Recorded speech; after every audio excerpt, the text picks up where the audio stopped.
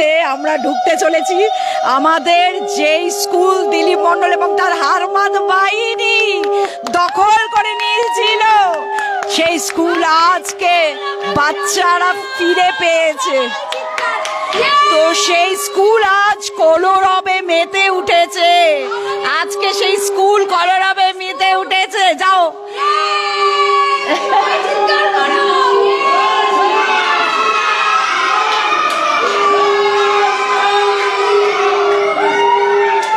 এই যে ডেটটা দেখাতে বলবো, 8/7/24, যেই ডেটে আমাদের স্কুল দখল হয়েছিল, আমাদের বাচ্চাদের ভবিষ্যৎ কেড়ে নেওয়া হলো। আজকে এই সরকার আসার পর বাচ্চারা আশা দেখছে, সব মা বাবারা আশা দেখছে যে সত্যি, তার মাঝে মাঝে না ওরা বিশ্বাস করতে পারছে না। অমৃতা ম্যাডাম যে কথা দিয়েছিলেন, আজকে 12,50,00,000 মানুষ আজকে দেখছে, শুধু ভারত না গোটা পৃথিবী, যে শিক্ষা ব্যবস্থার হাল ফেরানো হবে। আজকে ঝড়খালির বুক থেকে সেই শুরু হলো এবং দেখতে পাচ্ছেন এলাকাবাসী সবাই কিরকম আনন্দে উদ্বেলিত। তো এই আন্দোলন, এই শিক্ষা ব্যবস্থার বিবর্তন, যে প্রতিশ্রুতি দিয়ে আমাদের নরেন্দ্র মোদীজির সরকার ক্ষমতায় এসেছেন, সেই প্রতিশ্রুতি অক্ষরে অক্ষরে পালন করা হবে। একটি জাতি এবং একটি সমাজের কাছে এর থেকে স্বর্গীয় অসাধারণ দৃশ্য আর কিচ্ছু হতে পারে না। এবং সেই জন্যেই এই ছোট্ট টুকরো মুহূর্তটাকে দিয়ে এই এপিসোডটা শুরু করলাম। যেটুকু আমাদের কাছে সংবাদ, এটি ঝড়খালির একটি বিদ্যালয়ের দৃশ্য আপনারা দেখলেন।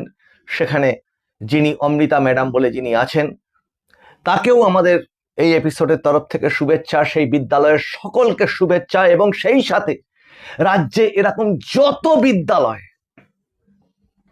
আছে তাদের সেই সমস্ত কচি কাঁচা আগামী ভবিষ্যৎ যারা, তাদের সকলকে শুভেচ্ছা, সেই সমস্ত শিক্ষক শিক্ষিকাদের শুভেচ্ছা।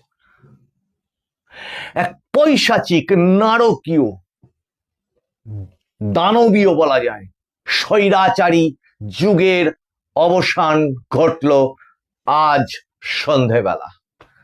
নমস্কার, মানুষের ভাষায় আপনাদের সকলকে স্বাগত। আমি প্রবীর রায়চৌধুরী আপনাদের সাথে। তাহলে আপনারা বলবেন, এই যুগের তো অবসান হয়ে গেছিল 4 তারিখ, হইয়াও হয় নাই। কারণ আমি বলেছিলাম আগের একটি এপিসোডে, যখন এরকম ঘটনা ঘটছে, যে স্বৈরাচারী কখনো সরে যায় না নিজে থেকে, তাকে সরাতে হয়। এটা যুগ যুগান্তরের ইতিহাসের নিয়ম এটা। এবং এর মাধ্যম দিয়েই উনি প্রমাণ করে দিলেন যে উনি ঠিক কতটা স্বৈরাচারী ছিলেন।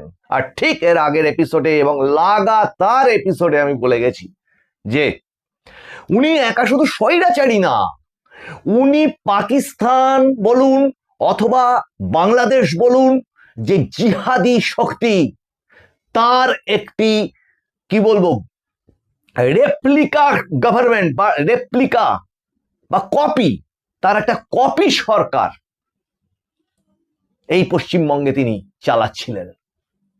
এবং সেই পাকিস্তানি নেটওয়ার্ক এবং সেই বাংলাদেশি নেটওয়ার্ক আজ ছারখার করে দিয়েছে বাংলার মানুষ নিজেরা বাঁচার দায়ে। কেন বলেছি তার ব্যাখ্যা আগের এপিসোডে আপনাদেরকে দিয়েছি।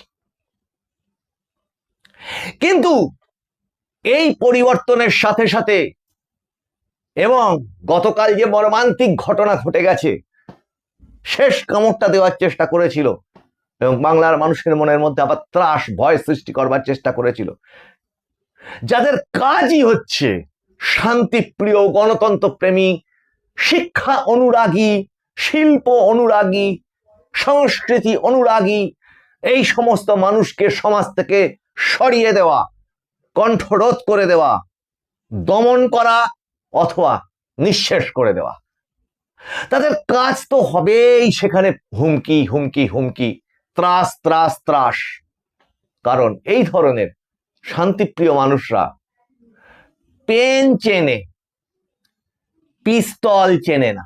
তাদের পকেটে পেন থাকে গোজা, পিস্তল গোঁজা থাকে না। আর সেটারই সুযোগ এতদিন তারা নিয়েছিল। কিন্তু আজ সন্ধ্যেবেলা যেটা হলো সেটা নজিরবিহীন, রাজ্যের মানুষের পক্ষে অত্যন্ত লজ্জারও বটে যে এরকম একটা সরকার এই রাজ্যে ছিল। ভাবাটাই মানে অন্যের কাছে একটা গল্প। ও তোদের ওখানে তো ওই রকম ঘটনা ছিল, 15 বছর ছিল, সে যন্ত্রণা তো আগামী ইতিহাস অনেকেই হয়তো গল্প ছলে তখন মনে থাকবে না, ছিলটা মনে থাকবে যে এই ধরনের স্বৈরাচারী এই রাজ্যে তৈরি হয়েছিল। কিন্তু বলেছিলাম সংবিধানের শক্তি খুব বড়, ভারতীয় সংবিধান অত্যন্ত শক্তিশালী, এবং সেই সংবিধানে ভারতীয় জনগণকে যে ভোটাধিকার প্রয়োগের ক্ষমতা দিয়েছে, সেই ক্ষমতা বলে মানুষের চোখের জল হাহাকার, এই এক চোখের জলের সুনামি আর হাহাকারের সাইক্লোন, এতে ওই স্বৈরাচারী উড়েই গেছিল 4 তারিখ। আর আজ সংবিধান এবং সেই সংবিধানের যিনি একজন অংশ, রাষ্ট্রপতির যিনি প্রতিনিধি, রাজ্যপাল আজকে চিঠি দিয়ে এই স্বৈরাচারী শাসককে এবং তার গোটা ওই বিধানসভা বা মন্ত্রিসভা যাই বলুন না কেন, তাকে ডিসলভ করে দিল, বরখাস্ত করলো। সোজা কথায় কি বলা যায়, যাকে বলে, একে বলা হয় ঘাড় ধাক্কা দিয়ে বার করে দিল। উনি এখন আর কিচ্ছু না। আগের এপিসোডে বলেছিলাম উনি একটা পঞ্চায়েত মেম্বার পর্যন্ত না, উনি আর কিচ্ছু না। ওনার পরিচয় হবে উনি ভয়ঙ্কর একজন স্বৈরাচারী শাসক, যাকে এই বাংলার গণতন্ত্র প্রেমী মানুষ সুনামির মতো ভোট দিয়ে, রেকর্ড ভোট 93% ইতিহাসে, ভারতের ইতিহাসে প্রথম, তাই দিয়ে সাহস করে তাড়িয়ে দিয়েছিল। আর তারপর ভয় আপনারা আর পাবেন না, কারণ ভয় যে পাওয়ার সে পেয়ে গেছে। সে তার নিজের বাড়ির মাথায় গেরুয়া পতাকা টাঙিয়ে ফেলেছে। অবাক হবেন, সে তার বাড়ির মাথায় বজরংবলীজির পতাকা টাঙিয়েছে, শ্রীরামের পতাকা টাঙিয়েছে, গেরুয়া পতাকা টাঙিয়ে ফেলেছে। কে? দেখুন এই ভিডিওটা। বিচিত্র ছবি আপনাদের দেখাবো। আমরা ওই দূরে দেখতে পাচ্ছি অভিষেক বন্দ্যোপাধ্যায়ের বাড়ির, এটা হচ্ছে পাঁচিল, আর সেই পাঁচিলে সরাসরি যদি আমরা এগিয়ে যাই, আমরা আপনাদের দেখাবো যে গেরুয়া পতাকা উঠছে অভিষেক ব্যানার্জির বাড়িতে, বাড়ির ছাদে গেরুয়া পতাকা উঠছে, সেই ছবি আমরা আপনাদের সামনে তুলে ধরবো। তাহলে কালকে কি কার কথা বলিয়েছিস? কাল রাতে বিজেপি হয়ে গেছিস, মানে কি করে বিজেপির বদনাম করার জন্য? কান্দর আমি তৃণমূল করতাম, আমি বদনাম করার জন্য তৃণমূল করতাম।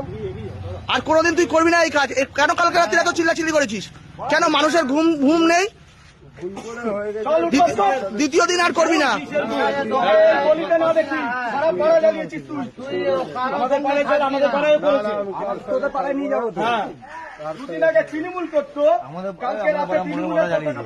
এই এরকম লোক তৃণমূলের, যারা আগে তৃণমূল করতো, তারা এরকম বিজেপিকে বদনাম করার জন্য এরকম সারা রাত্রির কালকে এরকম পতাকা পুড়িয়েছে, যেগুলো আমাদের রাজ্য থেকে এমডি কুরবান দুদিন আগে পৌঁছলে এখানে পতাকা ঝান্ডা লাগাতো। যারা এখন বিজেপিকে বদনাম করার জন্য সারা রাত্রির অকথ্য ভাষায় গালাগালি করেছে, সারা রাত্রির অকথ্য ভাষায় গালাগালি করেছে, মদ খেয়ে সারা পাড়ার লোককে ব্যতিব্যস্ত করেছে। আর এরকম এই যে তৃণমূলের সব ঝান্ডা ভান্ডা পুড়িয়ে সব এই জন্য আমরা শুধু একটা পাড়ায় না, 3-4টে পাড়ায়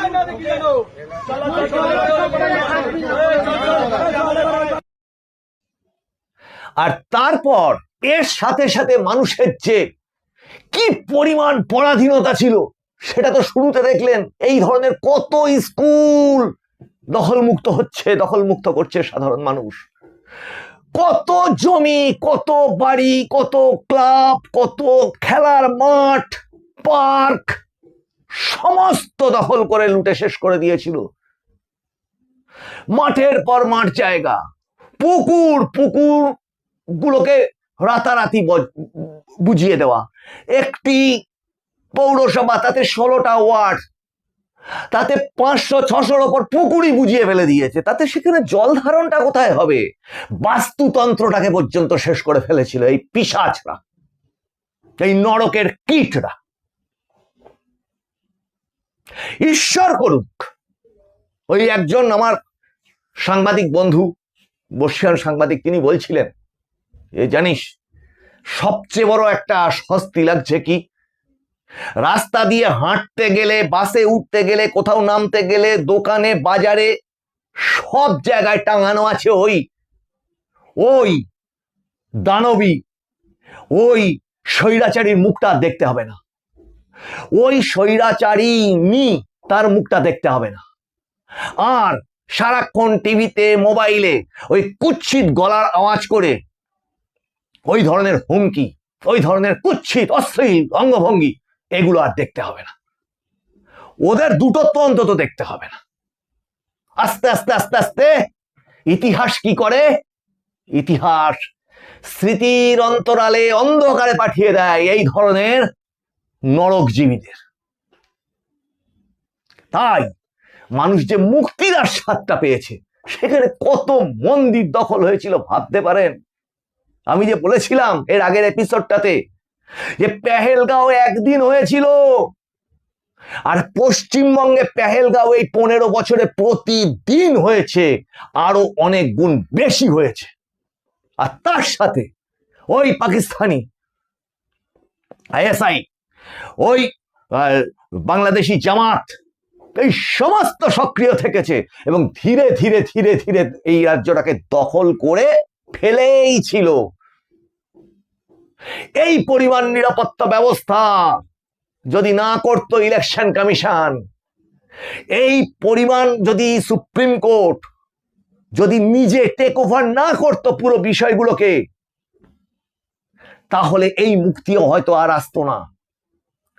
এই নিরাপত্তা ব্যবস্থার কাছে ধাক্কা খেয়ে, ওই বলেছিলাম কলা গাছের ভেলা বেঁধে ওয়ান শাটার দিয়ে আর ভোঁতা কাঁচি দিয়ে চিকেন নেক কাটার পরিকল্পনা করলে হবে না। এটা ভারতীয় সেনা, অপারেশন সিন্দুর না।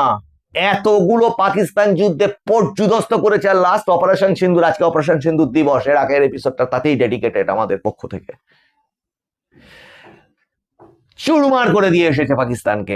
আর বারবার করে স্মরণ করতে বলছি, বারবার স্মরণ করতে বলছি, কিন্তু সেই কুচো কাচাদের এখনো যারা অবশিষ্ট আছে, মাসুদ আজহার স্মরণ করো বাপু। মাসুদ আজহারের গোটা ফ্যামিলিকে কি করেছিল ইন্ডিয়া, একটু স্মরণ করো। তেমনি এরকম এরকম আরো যা আছে, আজমল কাসব থেকে শুরু করে আর নাই বা বললাম, বিশাল লিস্ট। তাদের অবস্থা ইন্ডিয়া কি করেছে, নরেন্দ্র মোদী সরকার কি করেছে, আগের সরকারগুলো, অপদার্থ সরকারগুলো তাদেরকে লাই দিয়ে দিয়ে বড় করেছিল, আর নরেন্দ্র মোদী সরকার তাদের অবস্থা হালাত কি করেছে একটু খুলে খুলে পিছন দিকে দেখে নিন। যারা এখনো তরপাচ্ছেন দেখে নিন। কিন্তু এই যে মুক্তির আস্বাদ, এই মুক্তির আস্বাদে কিন্তু আর টিকতে পারবে না। তার কারণ এবার ডবল ইঞ্জিন সরকার। দিল্লিতেও যা, এখানেও তাই, যা বাংলার ইতিহাসে কখনো ঘটে। কংগ্রেস আমলের একদম প্রথম দিকে স্বাধীনতার অংশটা ছেড়ে দিবে। কাজেই সেটাও তো আমাদের দেখতে হবে, মানুষ কত রকম যন্ত্রণায় ছিল। দেখুন, এটা হচ্ছে মুর্শিদাবাদ পৌরসভার 7 নম্বর ওয়ার্ডের স্টেশন রোডের ঘটনা, যেখানে আজ থেকে অনেক বছর থেকে এখানে কোনো পুজো করতে দিচ্ছিল না এবং সাধারণ পাবলিক, মানে যে এলাকার লোকদেরকে ঢুকতে দিচ্ছিল না। আজকে সেই জায়গাটা কবজা করলো যারা হিন্দু রয়েছে তারা। আজ মুর্শিদাবাদ পৌরসভার 7 নম্বর ওয়ার্ড থেকে শুরু করে গোটা পৌরসভার লোক এখানে এসে একত্র হয়ে সেই জায়গাটা দখল করেছে। যেহেতু এই জায়গাটায় আগে পুজো, চড়ক পুজো, কালী পুজো সব কিছু হতো এবং বাচ্চাদের খেলাধুলা সবই বন্ধ করে দিয়েছিল টিএমসি সরকার।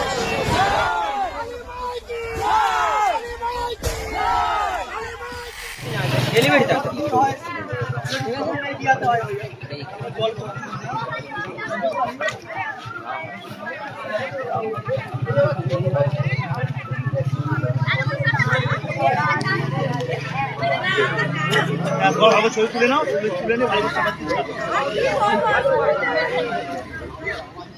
আচ্ছা তাহলে আছিস তো, আর আমি ব্যাংক থেকে তুমি আসি ব্যাংক থেকে।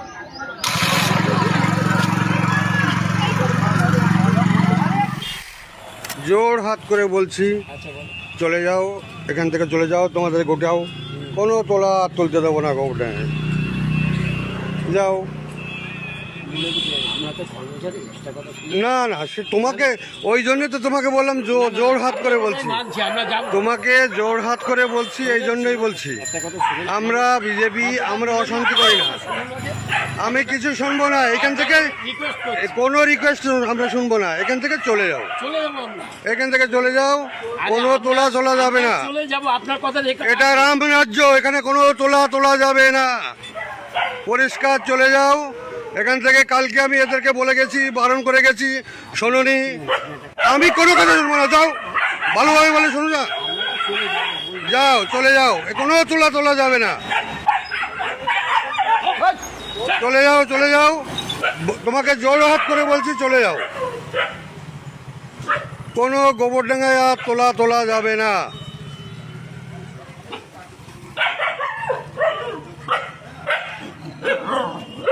তোমার যাকে খুশি ফোন করো, কিন্তু তুমি করো, কিন্তু কোনো তোলা যাবে না। আমাকে আমি কিসের রিকোয়েস্ট করবা? তুমি আমার কাছে তোলা থরি নিচ্ছ, তুমি গরিব মানুষের কাছ থেকে তোলা নিচ্ছ, এই তোলা যাবে না, তোলো চেয়ার তোলো। কাজেই 4 তারিখে ভোটে বিজেপির বিজয়, শুধু বিজেপির বিজয় নয়, এটা ভারতবর্ষের পাকিস্তানি, জেহাদি, জামাতি, এই সমস্ত কিছু সন্ত্রাসবাদী সব কিছুর বিরুদ্ধে বিজয়, এই গোটা নারকীয় স্বৈরাচারী সাম্রাজ্যটার বিরুদ্ধে বিজয়। কিন্তু এটা তো বারবার করে বলছি, তার যে অংশগুলো এখনো টিকে রয়েছে বনে বাদারে, মাছতলায়, পুকুর ধারে, জলকরের ভেড়ির আলের ওপরে টং বেঁধে আছে, কিছু কিছু জায়গায় উত্তর এবং দক্ষিণ 24 পরগনার কিছু কিছু জায়গায় বারবার করে বলেছি, আবার বলছি, বাংকার, সুড়ঙ্গ, এপার থেকে সুড়ঙ্গ কেটে বাংলাদেশের ওপারে উঠছে গিয়ে, এইসব সুড়ঙ্গের মধ্যে যারা এখনো রয়েছে তারা দিনের বেলা আবার বেরিয়ে আসে। যে সমস্ত অবৈধ মাদ্রাসাগুলোতে সন্ত্রাসবাদী তৈরি করবার আতুর ঘর তৈরি হয়েছে, সেই সমস্তগুলো কিন্তু রয়েছে, তারা এখনো একটু কিলবিল করছে। কিন্তু ওই যে বললাম, ওটার নাম নরেন্দ্র মোদী সরকার, তার ক্যাবিনেট, তিনি এটা বলেছিলেন 29 তারিখের মধ্যে আত্মসমর্পণ করো, নাহলে 4 তারিখের পর কিন্তু খুঁজে হিসেব হবে। তা সেই খুঁজে হিসেব, অপারেশন সিন্দুরের মধ্যে সময় কি বলেছিলেন নরেন্দ্র মোদী, মাননীয় প্রধানমন্ত্রী? গর্ত থেকে টেনে বার করে আনা হবে সেই সমস্ত অপরাধীদের। তাই আজকে নিজের সেই পাপের সাম্রাজ্যের সমস্ত অত্যাচার এবং পাপের সাম্রাজ্যের নাকি টালির চালা, টালির চালায় ওই রকম অত বিশাল বড় বিল্ডিং হয় বোধহয়, না? মানুষকে এতদিন ভুল বোঝাত, মানুষকে ঢুকতে পর্যন্ত দিত না সিকিউরিটি ওখানে, যাতে কেউ ছবি টবি না তুলতে পারে। তা সেই টালির চালা নামক ওই বিশাল বিল্ডিং এর ওপরে তিনি গেরুয়া পতাকা টাঙালেন কেন? আজকে শুভেন্দু অধিকারীর আত্মসহায়ককে নির্মমভাবে হত্যা করে কি বার্তা দিতে চেয়েছিলেন? পার কেউ পাবে না, একটাও পার পাবে না। এরকম যত হতে থাকবে, তত পালানোর রাস্তা দেখতে থাকো বাবু। কিন্তু পালানোর রাস্তা দেখতে গেলে কি পাবে? আর হবে না, বর্ডারে আর ওপারে টপকে যেতে পারবে না। বিচার এখানেই হবে। আর যত বিদেশি এখানে আছে, কি বলেছিলেন মাননীয় স্বরাষ্ট্রমন্ত্রী? Detect, delete and deport. সুধী দর্শকবৃন্দ, অসংখ্য অভিনন্দন আপনাদের প্রতি। শুভেচ্ছা, শুভকামনা, যা যা কিছু হয়। একজন এই রকম স্বৈরাচারী নেত্রী, তিনি শিল্পকে অধঃপতনে পাঠিয়েছেন, তিনি শিল্পীও, তিনি সাহিত্যকে অধঃপতনে পাঠিয়েছেন, তিনি বিরাট বড় সাহিত্যিক, তিনি ভাষাকে অধঃপতনে পাঠিয়েছেন। অভিনন্দন, শুভকামনা জুড়ে দিয়ে শুভনন্দন ধরনের কুচ্ছিত কুচ্ছিত আরো আরো নানান ধরনের কিছু। আর এক ধরনের মানুষকে ভুলে গেলে হবে না, কুবুদ্ধিজীবী। একে এই এই এই এই স্বৈরাচারী নেত্রীর থেকে যারা বেনিফিট পেয়েছে, একটাকেও ভুলে যাবেন না কেউ। দয়া করে আপনারা এটুকু করুন, অবশ্যই সনাতন হিন্দু ধর্ম কখনো, ওই বললাম না এই আগের এপিসোডে বলেছিলাম যে ভারত কখনো নিজের থেকে আঘাত করে না, কিন্তু আক্রান্ত হলে প্রত্যাঘাত করে, অবশ্যই করে। আত্মরক্ষার অধিকার সবার আছে, সার্বভৌমত্বের অধিকার সবার আছে। তখন প্রত্যাঘাত হবে, চরম ভয়ঙ্কর প্রত্যাঘাত হবে, তখন অবশ্যই হবে। কিন্তু এক্ষেত্রেও এই নির্বাচন জয়ের পর মানুষের যে ক্ষোভ, সেই ক্ষোভ সংযত হোক, চিহ্নিত হোক অপরাধীরা, লিস্ট তৈরি হোক, আইনের হাতে তোলা হোক। তা বলে সৌজন্য দেখানোর নাম করে, মানে যাকে বলে যেচে, তাদের পার্টি অফিস তারা খুলবে না তাদের ব্যাপার, তাকে বাড়ি থেকে ডেকে এনে এই দেখো আমি তোমাদের পার্টি অফিস খুলে দিচ্ছি, দয়া করে এটুকু করবেন না, যেই যেখান থেকেই করুন না কেন। বহু মানুষের চোখের জল, রক্ত, কোলখালি মায়ের হাহাকার বেদনা সবকিছু জড়িত হয়ে কিন্তু ভারতীয় জনতা পার্টির এই জয়। ওই সৌজন্যটুকু দয়া করে করবেন না, ওটা দরকার নেই। এমনি শান্তি থাক, সবার মধ্যে মিলমিশ হোক, রাম রাজ্য প্রতিষ্ঠিত হোক, আদর্শ নরেন্দ্র মোদী সরকার প্রতিষ্ঠিত হোক এখানে, যে সরকারের মূল মন্ত্রই হচ্ছে সবকা সাথ সবকা বিকাশ, সব হোক। কিন্তু অপরাধীদের সাথে, ভয়ঙ্কর স্বৈরাচারীদের সাথে, নির্মম অত্যাচারীদের সাথে দয়া করে সৌজন্য করবেন না। তারা যতই কাকুতি মিনতি করুক না কেন, আপনাদের অত মহান হওয়ার দরকার নেই। এতে করে মানুষের, মৃত শহীদদের আত্মা কষ্ট পাবে। আর আগামী দিন আমাদের যে সোনার বাংলার সরকার, সেই সোনার বাংলার সরকারের অগ্রগতি বাধাপ্রাপ্ত হবে। তার কারণ এরা কোনোদিন পাল্টাবে না, অত্যাচারী আর স্বৈরাচারী এরা কোনোদিন পাল্টায় না, আবার শুরু করে নতুন করে। শুধু দর্শকবৃন্দ, এই এপিসোডে এই পর্যন্ত, আর বেশি বাড়াচ্ছি না। আগামী এপিসোডগুলোতে আপনারা নজর রাখুন, আপনারা একটু সাবস্ক্রাইবটা করুন, এটা বারবার করে রিকোয়েস্ট করি আপনাদের। আপনারা হাত খুলে লিখুন কমেন্ট। অনেকেই মানে এপিসোড দেখেন, সাবস্ক্রাইবটা না করে চলে যান। সাবস্ক্রাইব করতে তার কোনো পয়সা লাগে না, যদি ভালো লাগে করবেন। লাইক, শেয়ার এগুলো আপনাদের নিজেদের মর্জির ওপর, ব্যক্তিগত। আপনারা নজর রাখুন মানুষের ভাষার পর্দায়। মানুষের ভাষা সবার মনের কথা বলে। আপনাদের সঙ্গে আবার দেখা হচ্ছে সামনের এপিসোডে। নমস্কার।